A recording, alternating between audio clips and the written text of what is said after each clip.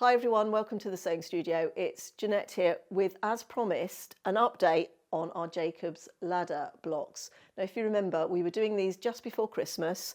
At that point I think I'd done most, if not all, of all the blue colourways. Just as a reminder, this was a layer cake and it was called Speckled by Ruby Star Society. And we decided to use that to make these Jacob's Ladder blocks. And the background fabric I used was a Moda Bella Solid called Porcelain.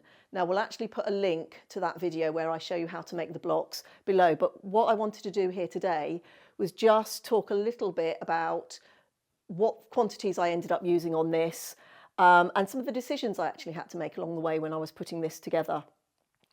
Now I chose from the layer cake, it had two distinct colourways. There was very much sort of the cool colours in there, the blues and the greens, and then all these warm colours as well. Now I didn't quite use all my layer cake squares. There were some very dark black ones, which I thought were too dark. And also there was some quite pale ones. There was a couple of pale pink and I think a couple of sort of creamy coloured ones. And I felt they didn't contrast enough with the background as opposed to all of these, which were really bright and really sort of popped off the quilt. So I chose to discard those. So I would say I probably used about 34 of the layer cake squares, but some of them I didn't actually use all of the square. But in terms of proportion, you use the same amount of background as squares. It uses the same amount of fabric. So I think I had about 2 meters of the background colour and then my 34 layer cake squares. Now I did some calculations as I was working with these, and I worked out that from 4 squares of the layer cake and 4 squares of the background, it actually made 3 blocks. Now I made 25 blocks. I only used 24 of them. I decided I wanted a rectangular quilt rather than a square quilt. So I did a 4x6 pattern for these. So I used 24 of those 25. I worked out that if you wanted 30 blocks, so a 5x6 grid, you would need 40 usable 10-inch squares, layer cake squares, and the same amount in background fabric. So that's just some rough maths to give you some ideas of requirements, but certainly from a layer cake, I got this size quilt quite easily.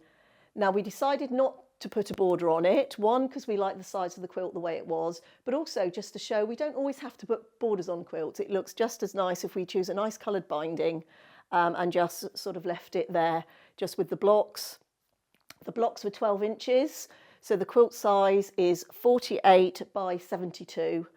And just while I talk about the binding, we chose this orange. It might look, I don't know how well that's coming across, it might look a little bit red because it's a very, very dark orange, but it's actually a very bright orange. And we auditioned several of the fabrics that were in here because we have these fabrics on the bolt as well as in the pre-cuts. We tried this paler orange, and also I think the jade green we tried. Now the green definitely calmed the quilt down, and that's why we audition, and just that, all that means is we just lay the fabric next to the quilt to see what it does, because different colours will do different things to the quilt. But we felt the one that really made the whole quilt and all those colours zing was this orange, so that's the one we ended up using. So for the backing we had 3 meters, I used 3 meters, and I had them here cut into 2 1.5 metre pieces, which I then seamed vertically. And then I used the 80-inch length for the length of the quilt and then the 60 for the width of the quilt. But there was enough on that it gave me all the fabric I needed for a binding, but also for a hanging sleeve. So there was plenty left for that from that 3 meters. Just one thing, just to talk out about the layout, is I was very aware when I was making these blocks that I was making 2 very distinct colourways. I had all the cool colours in one sort of pile and all the warm colours in the other. And this was actually the 3rd layout I tried, because some of the other 2 layouts that I tried, they very much looked like they were 2 separate lots of blocks, which I just sort of put together in a quilt. But with this layout, it brings some cohesion. And the simple trick is just to put those cold colours opposite each other and then the warm colours opposite each other. And that gave it some balance. So if you have a look at the quilt, all the cool colours are going in one direction and all the warm colours are going in the opposite direction in the diagonals.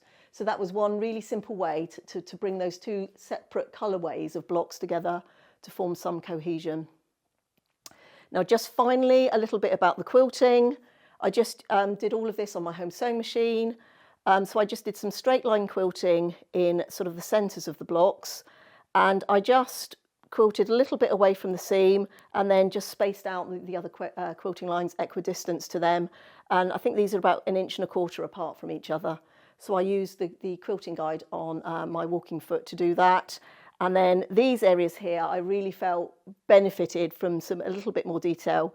So I just free motioned in the background where we have all sort of these diamond patterns coming together. And this is the secondary pattern you get when you put the blocks together. So I hope you enjoyed seeing that quilt. I loved working on it. I love the colourfulness of it, particularly, you know, with the middle of winter here, and to have something sort of bright and cheery to remind us of those warm summer days was lovely to work on. I will just say, when it comes to sort of piecing it, there are quite a few match points. So if you are a real beginner, that might, you know, be a little bit more challenging for you. But I will always say, you know, if you love something and you have the motivation to do it, definitely give it a go. Don't let that put you off. It is just a matter of practice. So as I said, I hope you enjoyed seeing the finish of that quilt. I really enjoyed making it, and I hope you'll join me here again next time in the sewing studio.